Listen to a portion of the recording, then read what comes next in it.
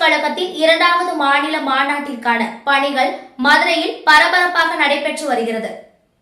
தமிழக வெற்றிக் கழகத்தின் 2வது மாநில மாநாடு மதுரை அருகே பாரபத்தியில் நடைபெறவுள்ள நிலையில் தமிழக அரசியல் களத்தை சூடேற்ற தொடங்கியிருக்கிறது.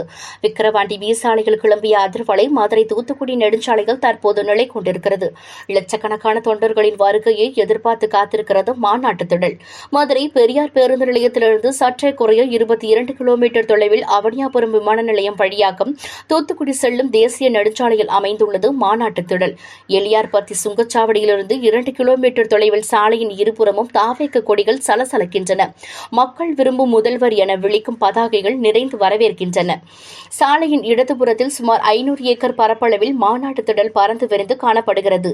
மாநாட்டு திடல் முழுவதும் விரிக்கப்பட்ட பச்சை விரிப்பால் பச்சை பசல் என்று காட்சியளிக்கிறது. சுமார் 2 லட்சம் பேர் அமரும் வண்ணம் இருக்கைகள் போடப்பட உள்ளதாக நிர்வாகிகள் தெரிவித்தனர்.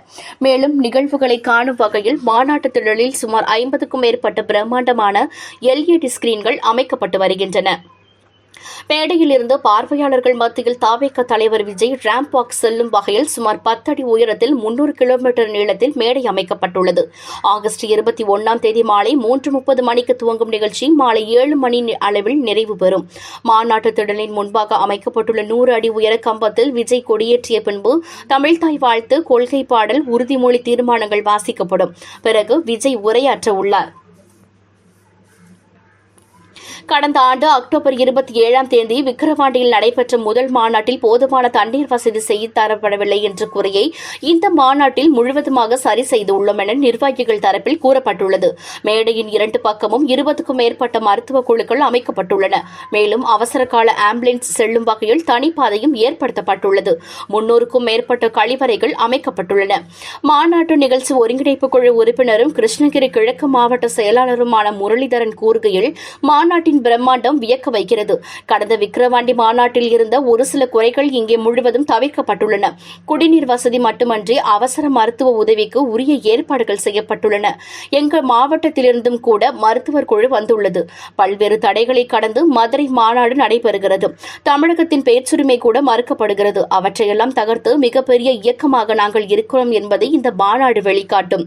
தமிழ்நாடே திரும்பி பார்க்கும் மாநாடாக இது அமையும் என்றார்.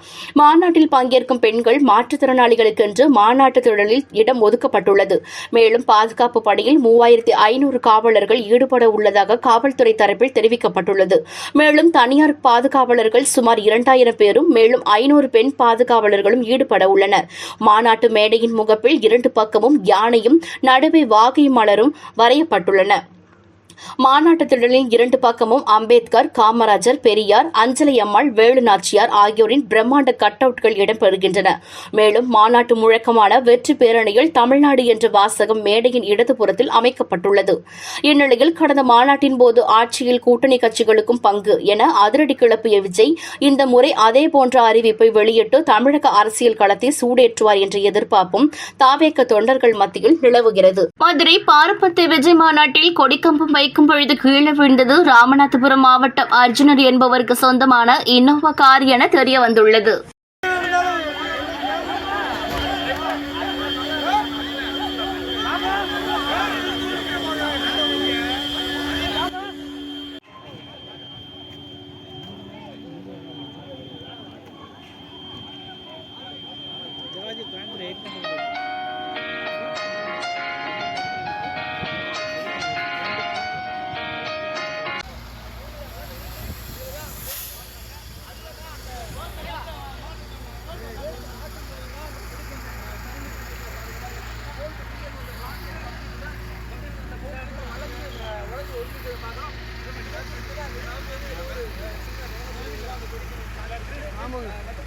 மேலே தூக்கி வச்சு ஒன்றும் பிரச்சனை இல்லை. எல்லா போல்ட்டும் மாட்டிக்கணும், ஒன்றும் பிரச்சனை இல்லை.